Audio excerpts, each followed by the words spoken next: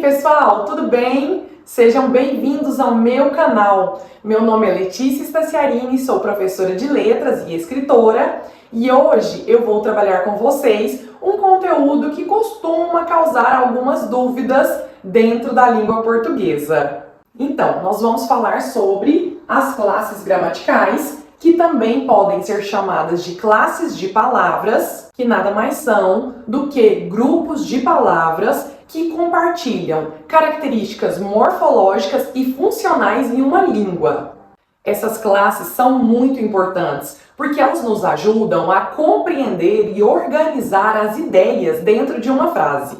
Bom, existem 10 na língua portuguesa e antes de nós trabalharmos em próximos vídeos cada uma delas de forma especificada, hoje eu farei um resuminho a respeito de todas para que vocês possam começar a compreender o conteúdo. A primeira classe sobre a qual nós iremos conversar é o substantivo.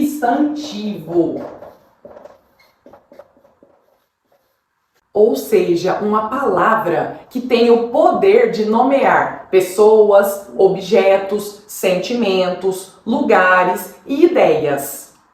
Pensando em exemplos de substantivos, nós podemos citar lar, ou até mesmo o meu nome, Letícia,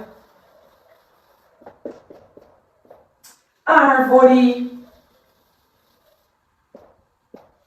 uma cidade, por exemplo, Goiânia, capital lindíssima do estado de Goiás, sobre a qual eu já falei neste canal, inclusive, dentre outras possibilidades. A segunda classe gramatical é o artigo, que é responsável por determinar ou indeterminar o substantivo. Por exemplo, se eu tenho um artigo definido a antes da palavrinha casa, e se eu tenho um artigo indefinido uma antes da mesma palavrinha, isso me traz significados distintos. Vamos pensar na seguinte frase: antes o Pedro tinha uma casa, agora o Pedro tem a casa. Ou seja, antes o Pedro tinha uma casa simples, uma casa que não chamava muita atenção, mas agora o Pedro tem a casa, aquela que chama atenção, que é muito bonita, que é muito grande. Estão compreendendo, pessoal? Está ficando explícito para vocês? Vocês têm alguma dica, alguma consideração? Enfim, gostariam que eu trabalhasse algum conteúdo específico? Deixem para mim nos comentários para que eu possa trazer aqui para o nosso canal no futuro. A terceira classe gramatical sobre a qual falaremos hoje é o adjetivo, responsável por qualificar o substantivo. Como exemplo, nós temos inteligente,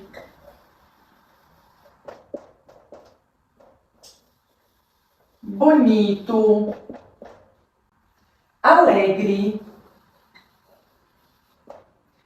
feio, que é o antônimo de bonito.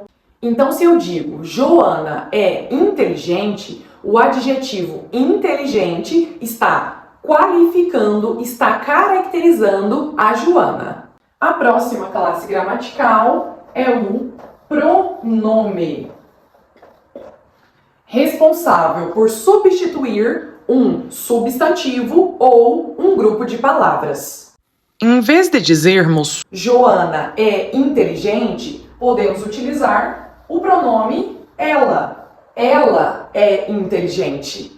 Com isso, estamos substituindo o substantivo Joana. Um segundo exemplo seria: as mesas estão antigas. Se eu quiser substituir o substantivo mesas, eu posso utilizar o pronome elas.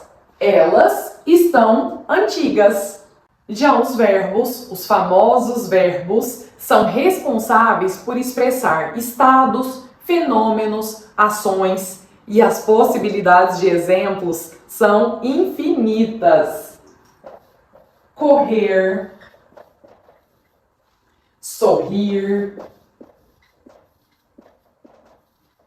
amar,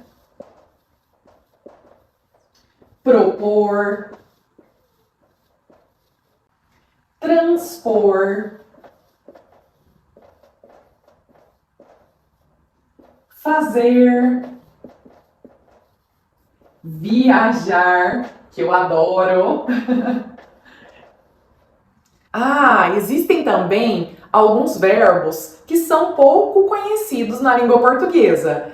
Podem inclusive parecer estranhos para algumas pessoas, mas isso é uma lição de casa para vocês. Pesquisem, por favor, e deixem aqui para mim nos comentários se vocês encontraram alguns desses verbos que são mais raros em termos de utilização. Quem sabe vocês também não podem me ensinar algum verbo novo que eu não estou acostumada a utilizar e aí passo a usá-lo no meu dia a dia. Por hora, nós vamos seguir para a nossa próxima classe gramatical, que é o advérbio. E aí eu trago a palavra rapidamente, que é um advérbio de modo, e também a palavra muito, que é um advérbio de intensidade.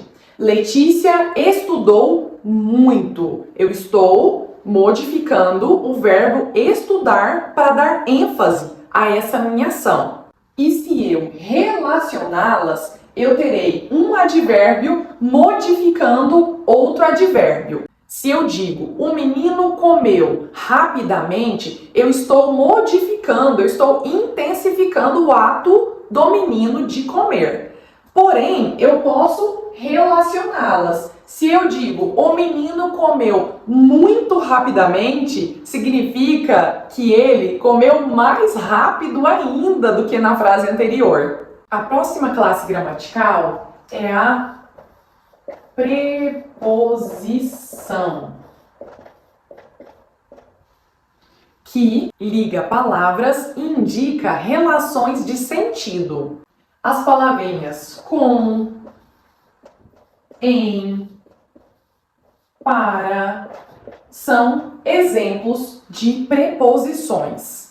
Se eu digo, comprei um livro de presente para a minha aluna, a preposição da frase está introduzindo o destinatário da ação, que é a minha aluna. A conjunção, por sua vez, estabelece relações lógicas entre orações ou termos da oração. Lembrando que toda oração é uma frase, mas nem toda frase é considerada uma oração. Vocês sabem o porquê disso? É muito mais simples do que se imagina. Para a frase ser considerada uma oração, ela precisa ter a presença de um verbo ou de uma locução verbal. Na frase, estudei muito, mas não consegui tirar nota boa, a conjunção mas está interligando duas orações independentes. E aí, pessoal, vocês estão conseguindo compreender o conteúdo? Lembrando que nas próximas aulas trarei as classes gramaticais de forma individualizada para que nós possamos aprofundar cada um desses tópicos. A interjeição, apesar do nome um pouco confuso, é muito mais fácil do que se imagina e representa palavras que expressam emoções. A título de exemplo, eu posso colocar aqui a palavrinha rouba. Também, se nós utilizarmos em uma frase como ele não vem para a nossa casa. Tristeza, estamos insatisfeitos pelo fato de ele não vir até a nossa residência. Por hora, para finalizar, vamos conversar sobre o numeral, que é responsável por indicar quantidades. Eu tenho numerais cardinais, 1, 2, enfim, 5, e daí por diante. Tenho também os numerais ordinais, primeiro, quinto. Tenho numerais coletivos, como dúzia, centena, milhar, além de outros numerais sobre os quais falaremos nos vídeos que darão sequência a este vídeo introdutório. Bom, eu espero que vocês tenham gostado. Se possível, deixem um like neste vídeo. Aqueles que ainda não estiverem inscritos no meu canal, inscrevam-se. Um grande abraço, cuidem-se!